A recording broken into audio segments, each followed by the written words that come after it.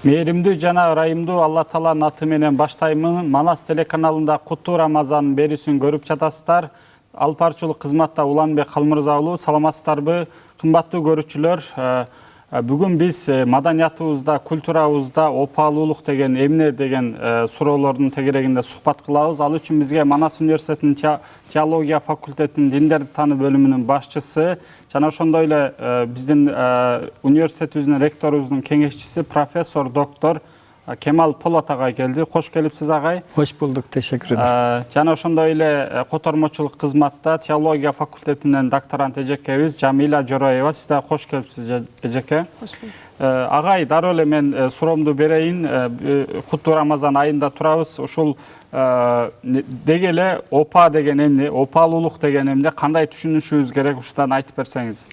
Evet, vefa Arapça bir kelime. Türkçe'ye çevirdiğimiz zaman sözünde durma, bağlılık, sadakat, iyiliği unutmama gibi anlamlara gelir. Ancak Türk kültüründe bu anlamların ötesinde vefa, ahlaki bir karakter özelliği ve toplumsal bir sorumluluk olarak algılanır.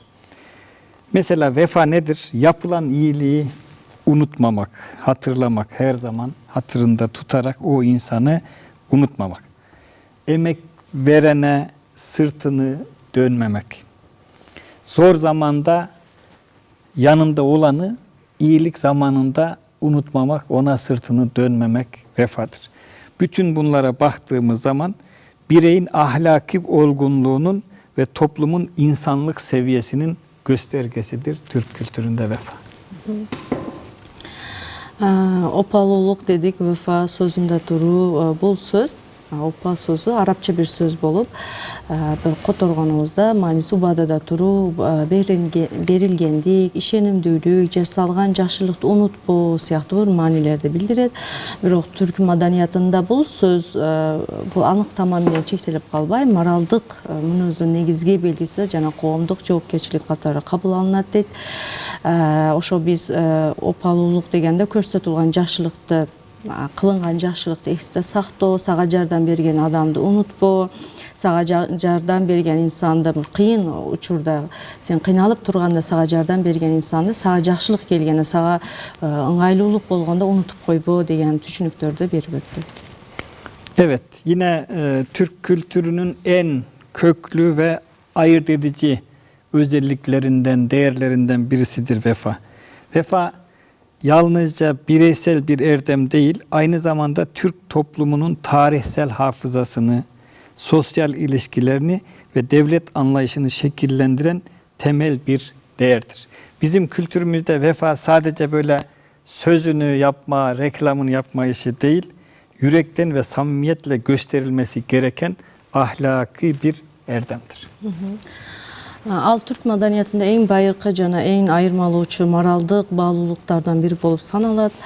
Ошо опалуулук жеке адамга тиешелүү гана эмес, түрк маданиятынын тарыхы жана эс тутуму, социалдык мамилелердин жана мамлекеттик түшүнүгүн калыптандырган негизги баалуулуктар катары кабыл алынат дейт.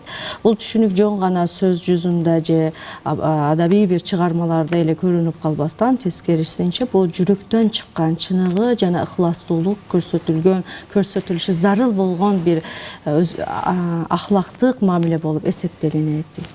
Evet, Türk kültüründe kelime anlamı itibariyle sözünde durmak dedik. Bizim kültürümüzde ahda vefa göstermek imanın bir parçası olarak sayılır. Vefa kıymet bilmektir. Vefa terk etmemektir. Beraber yola çıktığın insanları yolda bırakmamaktır. Necip Fazıl Kısaküre'nin dediği gibi yolda bulduklarınızı yola çıktıklarınıza tercih ederseniz hem yolunuzu hem de dostunuzu kaybedersiniz diyor. Geçen de çok güzel bir örneğini gördüm, duydum, onu anlatmak isterim. Bir Kırgız berber kardeşimiz bir kızımızla nişanlanmış. O arada erkeğin hasta olduğu ortaya çıkmış. Çok ağır bir hastalığı var. Belki ömür boyu sürecek. Kıza demiş ki ben seninle nişanlanırken hasta değildim. Ama şimdi hastalığım ortaya çıktı.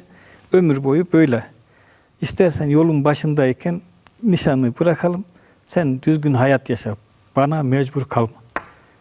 Kız demiş ki o ne demek? Ben insanım. Allah ne takdir ettiyse o başımıza gelir. Böyle bir şey söylemen beni üzer diye söylemiş. Mesela işte terk edip gitmemek vefa. Vefa üstün bir meziyettir. Vefalı olmak üstün bir meziyet. Vefalı insan da önemli bir nimettir bizim için. Ancak vefalı insanlar yolda kalmazlar, birbirlerine yardımcı olurlar, birbirlerinin ihtiyaçlarını karşılarlar. Aslında Türk kültürüne baktığımız zaman vefa sevgi eksenlidir. Birbirini çok seven insanlar zamanla bu sevginin azaldığını görebilirler. Çünkü sevgide bir karşılık bekleme vardır. Vefa ise karşılık beklemeden gösterilen bir erdemdir. Dolayısıyla sevginin azaldığı yerde vefa ona destek olur, sevgiyi artırır, bağlılığı artırır. Dolayısıyla eşlerin birbirleriyle daha iyi geçinmelerini sağlayarak ailenin temelinin bozulmamasına, aile huzurunun devam etmesine katkıda bulunur. Sevgiyi vefa besler. Türk madaniyatında opa түшүнүгү ар кандай маанилерди камтыйт, сөзүндө туруу, анын баркыны билүү деп айтат. Мисалы сен сөз бердиң, ошо сөзүндө туруу, бир инсан менен чогуу жолго чыктың, аны жолдо таштап койбо. Бул жакта Нежип Фазыл Кыса Күрөк деген инсандын сөзүн айтты. Жолдон тапкандарыңды, жолго чогуу чыккандарыңдан жакшыраак көрсөң, анда сен жолуңда жоготосуң, досуңду да жоготуп коесуң деди. Дагы агайыбыз бул жакта бир кыргыздарда болгон бир окуяны кыскача айтып кетти.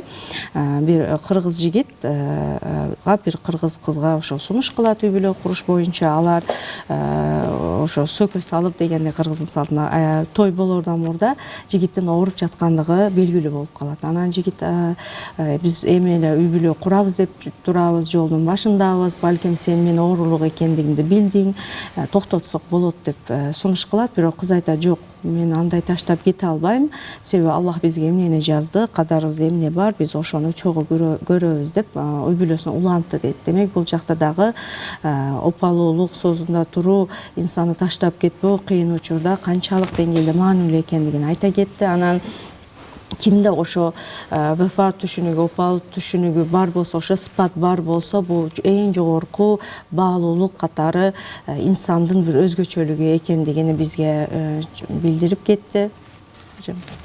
Evet.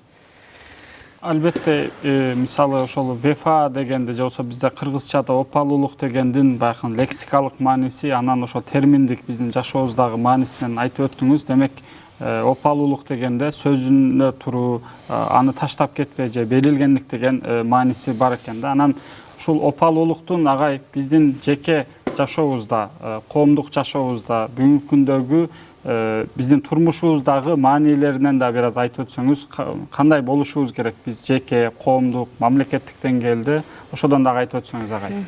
Evet. Buyurun. Hocam tercüme edeyim belki görüşleri. Anladım ama buyurun lütfen. Evet. Vefanın önemi hakkında ne dersiniz Sayın Hocam?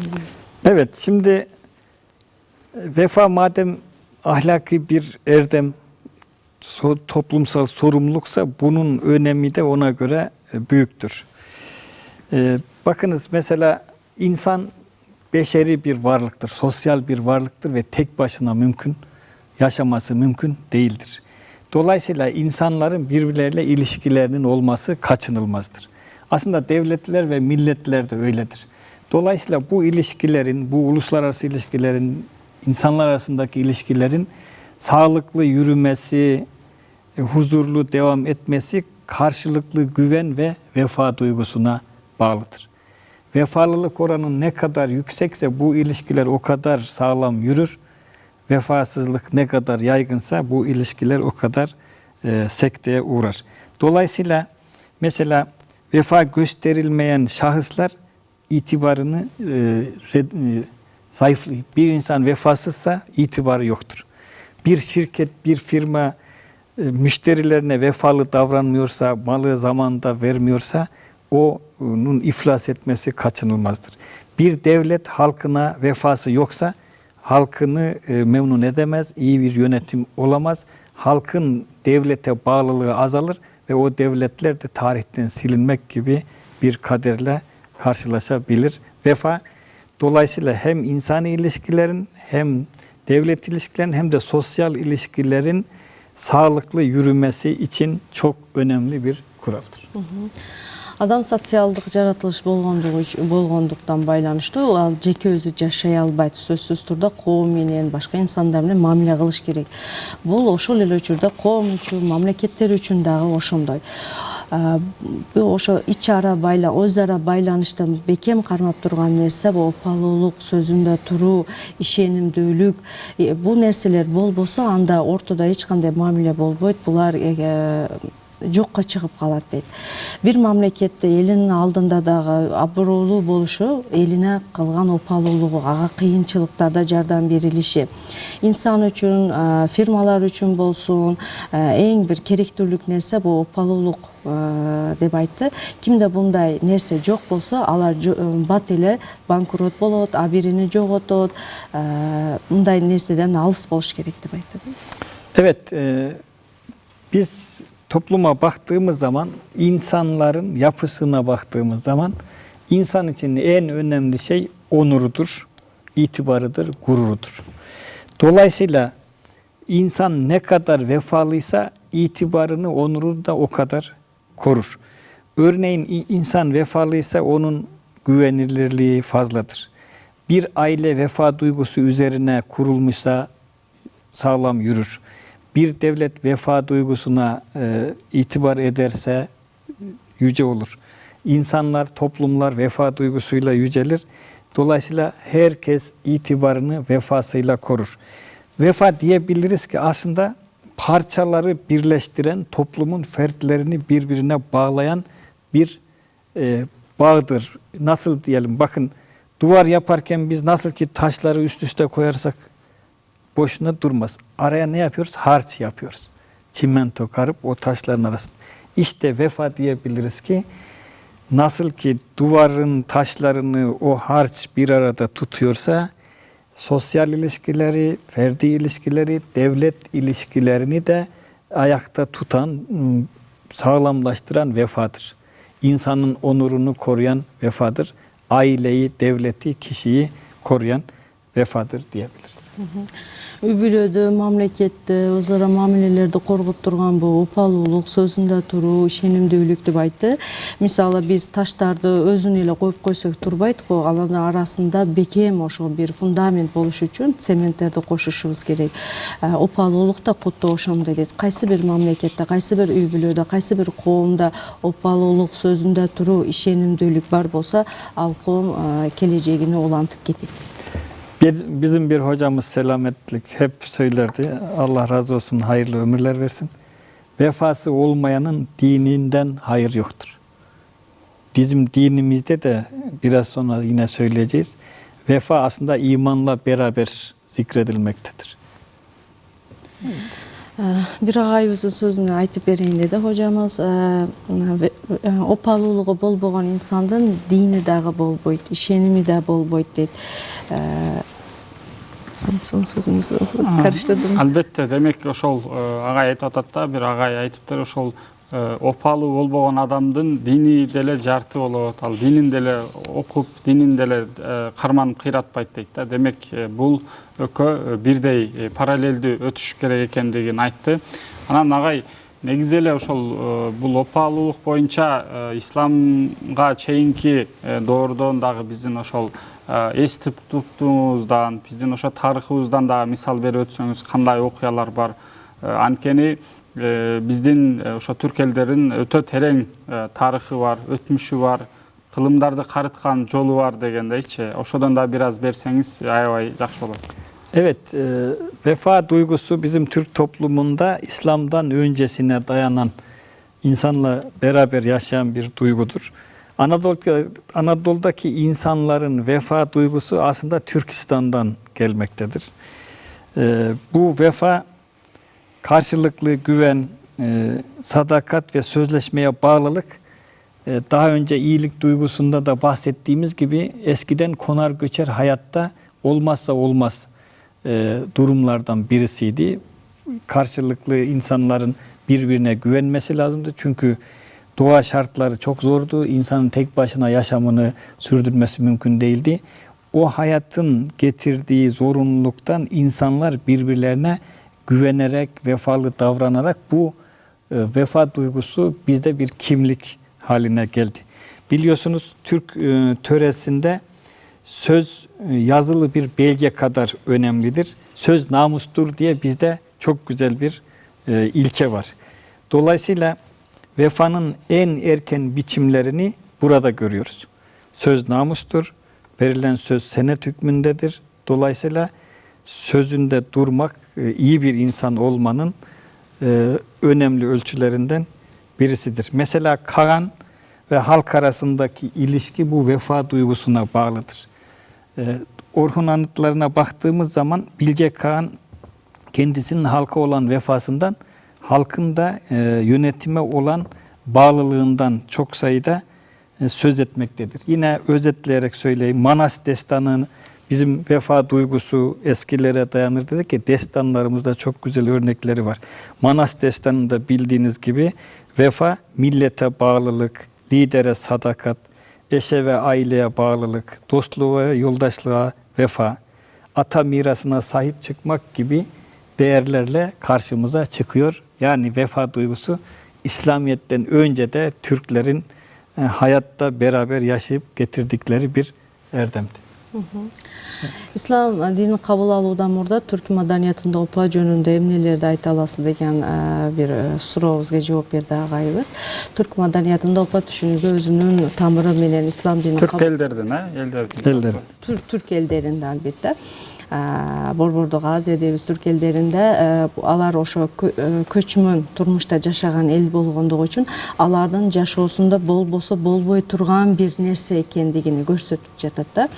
Анан мисалы ошо Каган менен калктын арасындагы мамилелерде бул дагы опалуулукка, сөзүндө тургандыкка, садакат түшүнүгүгө байлангандыгыны, анан Орхун жазуулары деген биздин тарыхыбызга караганыбызда ал жакта дагы лидерине, башчысына болгон мындай дейбиз да, сый урмат, ишенимдүүлүк, аны дагы калкыга болгон сый урматыдан айта кетти. Анан биздин да белгилүү болгон Манас дастаныбызда, Манас эпосунда дагы калкыга болгон жакшылык, журт башчысына, чоңдорго болгон аларга сатып кетпөө, сөзүндө туруу, буларды бизге өрнөк катары көрсөтүп өттү.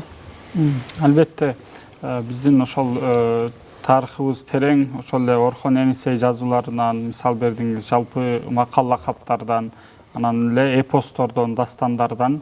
Демек биздин ошол ислам келгенге чейин деле биздин маданиятыбызда опалуулук түшүнүгү, же болбосо аң сезим, ушул кандай десек, ушул мүнөз бизде бар экен. Анан өзүңүз дагы айтып жүрөсүз, ошол ушундай бир элдин, өзгөчө элдин, тарыхы бар элди Алла Таала ислам менен аны дагы бир анын иззаттын жогору жакка чыгарды депчи. Анан ошол исламды кабыл алуусунан кийин бул сезимдерге, бул түшүнүктөргө кандай нерселер кошулду? Ушудан да айтып берсеңиз агай. Evet, bu Türk milletinin karakterinde bulunan vefa duygusu İslamiyetle Türkler müşerref olduktan sonra daha derinleşti. İslam ahlakıyla birleşerek daha sistematik, derin bir hal aldı. Biliyorsunuz İslam dininde vefa Kur'an ve sünnette imanla beraber zikredilen bir erdemdir. Dolayısıyla daha sistematik hale geldi. Belki şöyle söyleyelim. Önceden iki insan arasındaki ilişkide aranırken vefa, şimdi bütün Müslümanların, ümmetin arasında herkesin birbirine karşı gösterilmesi gereken uluslararası, sürdürülebilir ve derin bir erdem haline geldi. Tabii önceden insanlar arasında ilişkilerde aranan vefa İslam'la birlikte başka konuları da gündeme getirdi. Nedir mesela? Allah'a karşı gösterilen vefa, peygambere karşı gösterilen vefa, vatana, devlete, bayrağa, üstaza, kendisini okutan hocaya karşı gösterilen vefa gibi daha geniş bir yelpazede konuşulur, yaşanır oldu. Mesela Allah'a karşı vefa nedir? Biliyorsunuz Cenab-ı Hak insanları yarattığında ben sizin Rabbiniz değil miyim? Elestü bi Rabbiküm sorusuna insanlar kalu bela, evet sen bizim Rabbimizsin diye cevap verdiler. İşte Allah'a karşı vefa nedir? O kulluğun verdiği sözde durmak. Biz senin kulunuz, sen bizim Rabbimizsin. O zaman kulluğun gereğini yapmak, kulluğun ne olduğunu bilmek, yerini bilmek Allah'a karşı gösterilen vefadır. Vefanın gösterilen en güzel örneklerinden birisi Peygamber Efendimiz sallallahu aleyhi ve selleme karşı gösterilen vefadır. Peki o nasıl olacak? Peygambere gösterilen vefa onun sünnetine intiba etme, sünnetine uyma şeklinde kendisini gösterir. Peygamber sevgisiyle dolup taşan ecdadımız biliyorsunuz Peygamber Efendimiz'e karşı aşırı bir sevgi göstermiştir. Mesela onun çeşitli kutsal emanetleri kutsal sayılmış, baş tacı edilmiştir. Sakalı şerifi, eşyaları, o kutsal emanetler diye günümüzde saklanmaktadır. Ecdadımız Hazreti Peygamber'e duyduğu sevgiden dolayı onun eşyalarında kutsal emanet olarak görmüştür. Çok hoşuma gider. Mesela Türk kültüründe gururla söyleyeceğimiz Hazreti Peygamber'e olan vefanın somut örneklerinden birisi bildiğiniz gibi Ahmet Yesevi Hazretlerinin Hazreti Peygamber'in vefat ettiği 63 yaşına gelince bundan sonra dünyada güneş yüzü görmek, yaşamak Hazreti Peygamber'e saygısızlık, vefasızlık sayılır diye bir çukur kazarak hayatını orada devam ettirmesi Hazreti Peygamber'e gösterilen en güzel vefa örneklerinden birisidir. Başka bir millette böyle bir nezih, nazik, insani Hazreti Peygamber'i böyle çok yücelten vefa örneğini görmemiz güçtür diye düşünüyorum. İslam dini kabul algandan keyin Türk madaniyatında opa түшүнүгү da bir özgörülөр болгондо, özgörülөр тууралуу bir кыска айтты. Bunun da özgörü деп элек, ошону улантуусу мурда бар болгон бул түшүнүктү. Türkler İslam dinini kabul algandan keyin opa түшүнүгү İslam etikası менен айкалышып, андан ары тереңделгендиги. Kur'an жана хадистерде opa iman менен байланышкан bir сыймыктуу сыпат катары баяндалгандыгы, бул көрүнүш түрк маданиятынын мурунку Türk ellerden, Türk elderi deylik. Türk ellerindeki murunku opa түшүнүгүн бекемдеген жана анын социалдык жана моралдык маанисин күчө турган bir фактор экендигини айта кетти.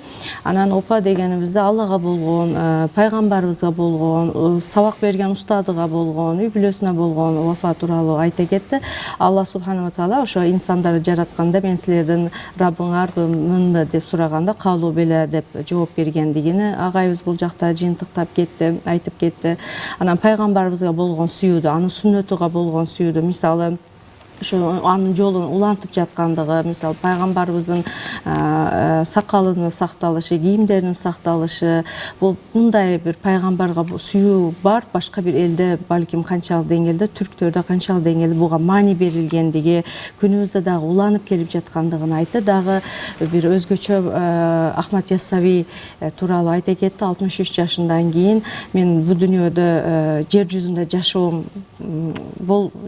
жашабайм деген bir düşündü. Antkeni Peygamberimizden жашоосунан артып жашоодо каалабай, жер чилакана дейбизби, жердин астында чүңкүр казып, ошол жакта жашоосун өткүзгөндүгүнү айтып, түрк элдеринде пайгамбарга болгон сүйүүдү, Аллага болгон suyudu Ahmet Yassavi'nin örneğinde bizge agayыбыз жыйынтыктап кетти. Evet, İslam diniyle birlikte vefanın geniş yelpaze kazandığını söyledik. Mesela anne babaya karşı gösterilen vefa İslam'la birlikte daha bir anlam kazandığı milletimiz arasında. Biliyorsunuz Kur'an-ı Kerim'de anne babaya karşı gösterilen vefa Allah'a karşı gösterilen vefa ile eşit tutulmuş. Bir insan anne babasına ne kadar vefalıysa Allah'a karşı da o kadar vefalı olur diye İslam kültüründe anlayış vardır. Devlete ve vatana karşı vefaya baktığımızda Türkler devletine ve vatanına vefalı bir millettir. Çünkü devlet kurumlarında çalışan her bir fert devlete karşı borcumuz var anlayışıyla maaşını helal ettirmek için devlete karşı vefasını gösterir. İşini en güzel yapmak suretiyle bu vefayı göstermek ister. Neden? Çünkü Türkler vatanına karşı da oldukça vefakar bir millettir. Vatanı canından aziz bilir. Onu kutsal sayar ve gerekli sevgi ve bağlılığı gösterir. Zira Türkler için vatan sadece karnını doyurduğu bir toprak parçası değil, atalarından kendilerine miras kalmış mukaddes bir yadigar, ecdadının şehit kanı ile sulanmış kutlu bir varlık, toprağın altındaki ve üstündeki tarihi zenginlikleri, Türk kültür ürünlerini sinesinde saklayan bir hazinedir. Vatan Türkler için böyle. Dolayısıyla vatana karşı, devlete karşı, bayrağa karşı vefalı olmak da milli ve dini bir görev olarak toplumumuzda algılanır. Eşlerin birbirine vefası oldukça önemli.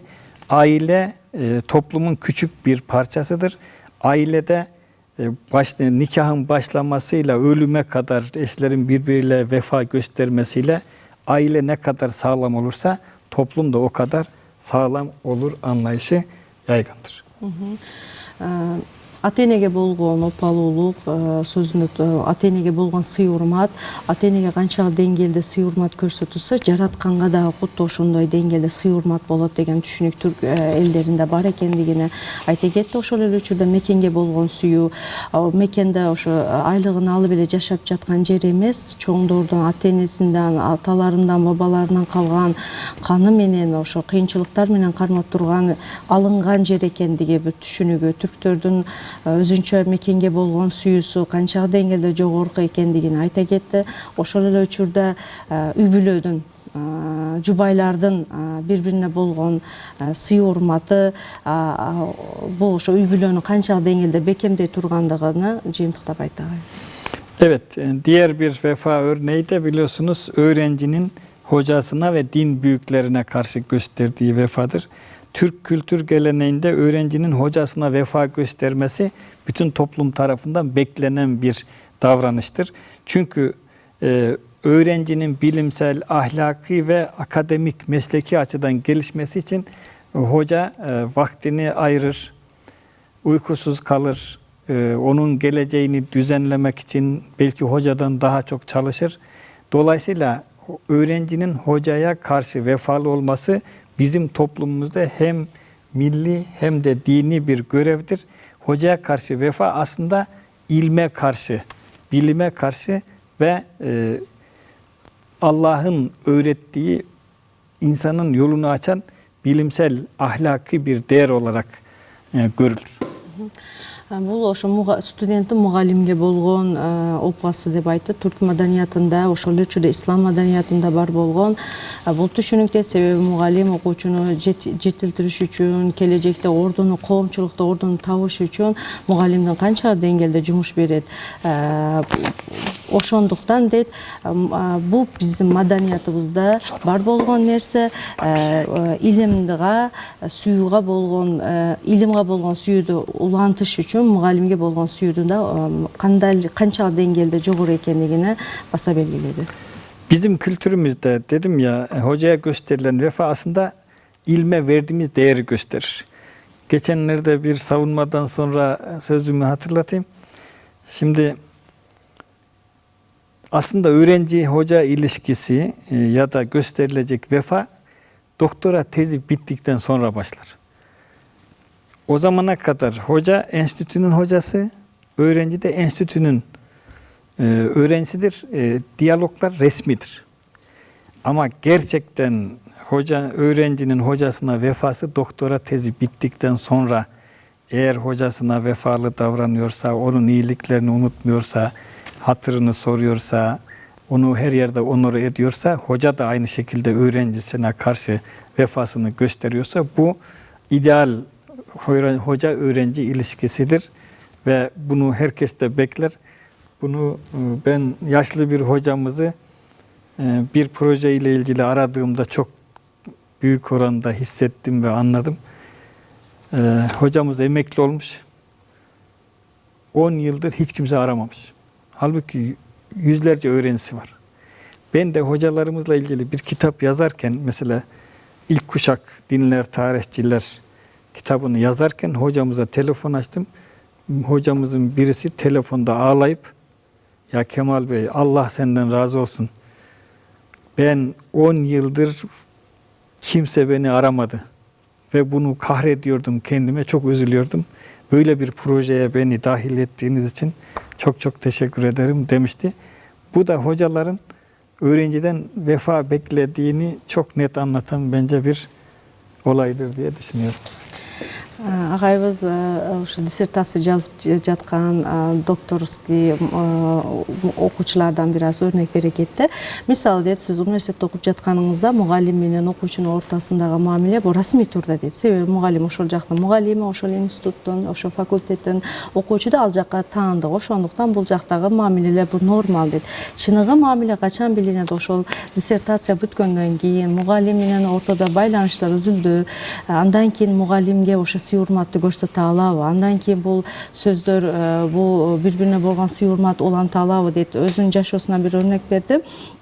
Өзүнүн агайларынан бирөөсүнү чалыптыр агайыбыз. Агай биринчи диндер тарыхы боюнча мугалимдер деген бир китепте даярдап жатып, өзүнүн мурда ошо окуткан агайга чалганда, агай ыйлап жооп берипти да, 10 жыл болду, эч кимде мени чалган жок деп. Пенсияга чыккандан кийин. Пенсияга чыккандан кийин, себеби агайдын ага чейин көп окуучулары болгон экен. Бул жакта дейт, ар бир мугалим дагы окуучу да ошол нерсени уланта алыш керек. Балким расмий турда университеттен чыкты, пенсияга чыкты, окуучусу да башка жакта жумушка кетти, бирок ошол болгон сөзүндө туруу, сый урмат, уланта беришини биз мугалимдер да каалайт, ошол үчүн да коомчулуктан каалаган иши. Албетте, ошол мен дагы ошол сиз өткөндөгү айткан сөзүңүздө мен дагы күбө элем.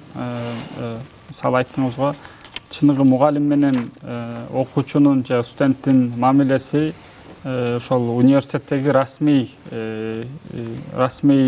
мамиле бүткөндөн кийин башталат депчи. Бул эми сиздин сөзүңүз болуп калды. Мындан башка дагы биз мындан өткөн жылкы программаларыбызда же башка бир программаларыбызда дагы биз маал менен айтып эскерип атабыз. Анан өзүңүздү дагы айтып жүрөсүз, ушундай өзгөчө сөздөрдүчү дагы бир жерден да эстеп кеттим. Мугалимдинке болгон опалуулук депчи. Мисалы артисттер, башка багында санатчылар мындай кол чабууну менен бана опалуулукту сезишет дейт да. Ал эми мугалимдерге опалуулук ошол мугалимдик жашоосу бүткөндө пенсияга чыгабы же университеттен кеткенден кийин канчалык деңгээлде алар менен катташып, алакалын сурап, өзгөчө майрамдарда сурайбы, ошол жерде билинет депчи. Эми сизге сурам агай, эми ушул сизге окшогон дагы опалуулук боюнча кандай афоризмалар, кандай жакшы сөздөр бар, ошодон да бир аз мисал берип өтүңүз агай. Evet. Балким өзүңүздүкүн дагы кошумчалап kеттиңиz. Gelirse söylerim ama şimdi kaynaklardan bu vefa ile ilgili sözleri paylaşalım izleyicilerimizle. Vefanın olmadığı yerde vedanın anlamı yoktur diyor.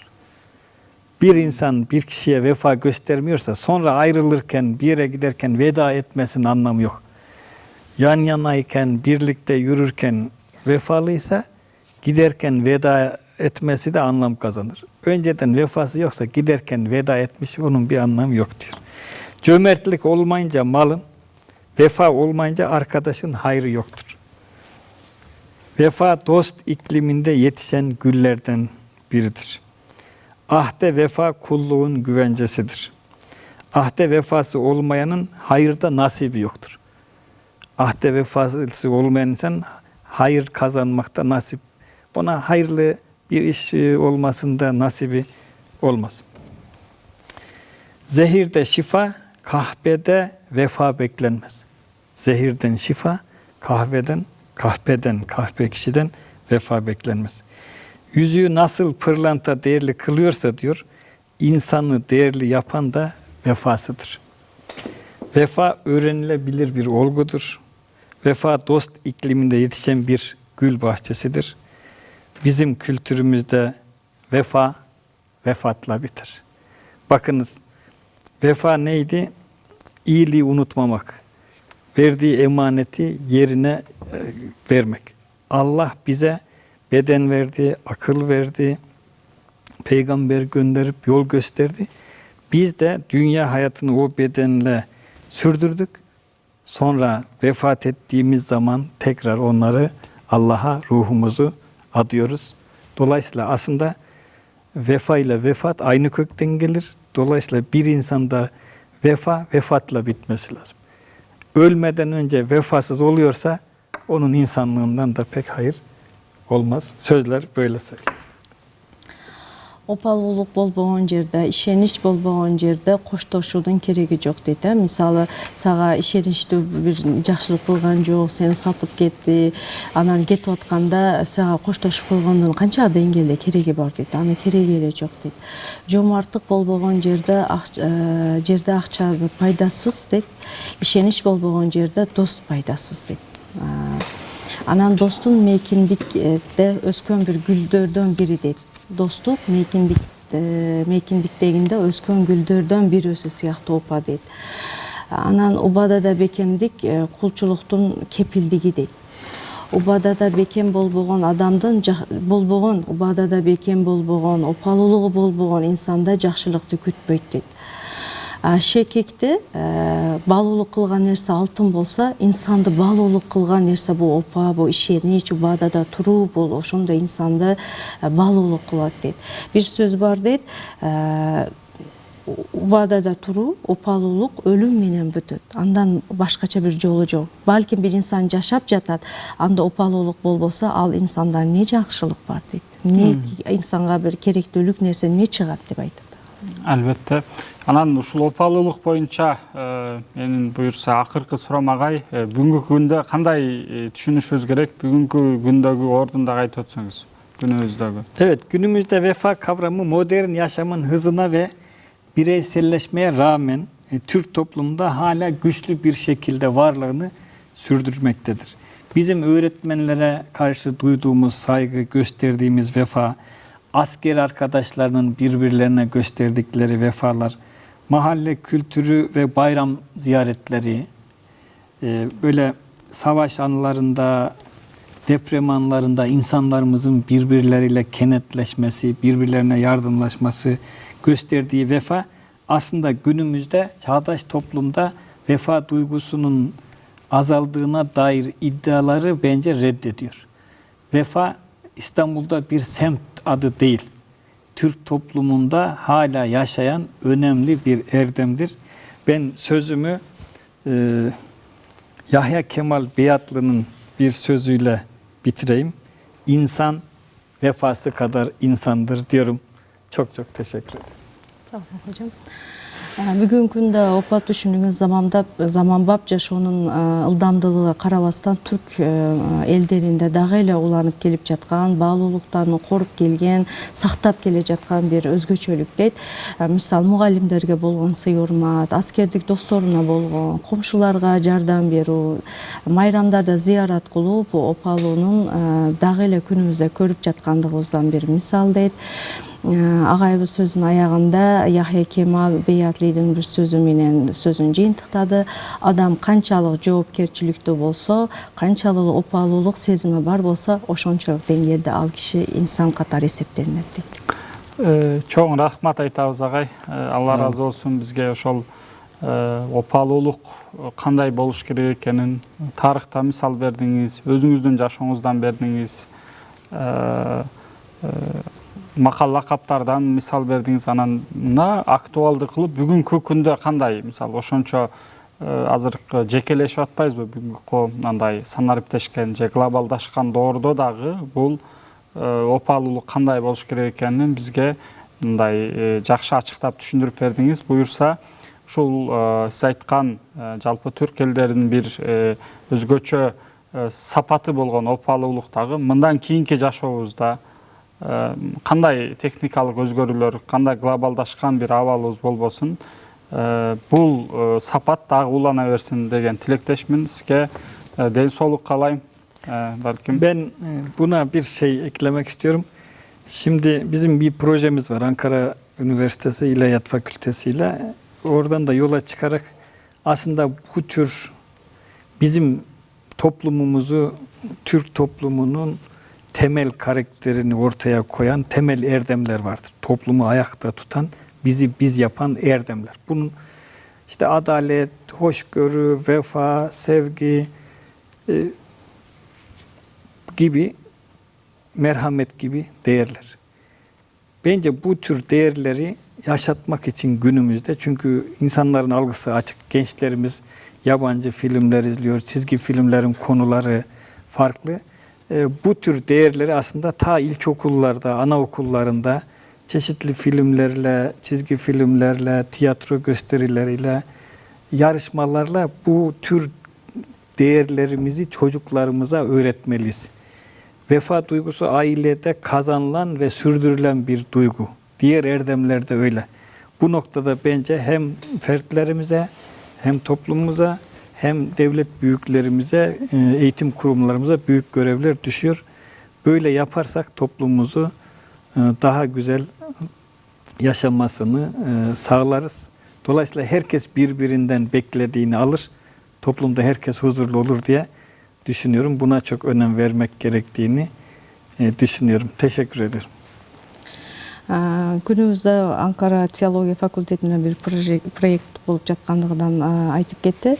Мисалы ошо коомчулукту кармап турган адилеттүүлүк, бири бирине болгон сый урмат, сөзүндө туруулук, ошондой нерселерди кармап туруш үчүн биз бул бала бакчалардан башташыбыз керек, мектептерден башташыбыз керек. Ал жактарга атайын мультфильмдер, кинолор, кыска бир роликтер даярдасак, себеби күнүбүздөгү жаштар ар кандай багыттагы нерселерди көрүп ошолордон таасир алып жатат. Аны ордуга биз ошо исламда, биздин маданиятыбызда бар болгон нерселерди даярдап көрсөтсөк, дагы пайдалуу болор эле деп агайыбыз сөзүн жыйынтыктады. Чоң рахмат агай. Алла разы teşekkür olsun. ederiz.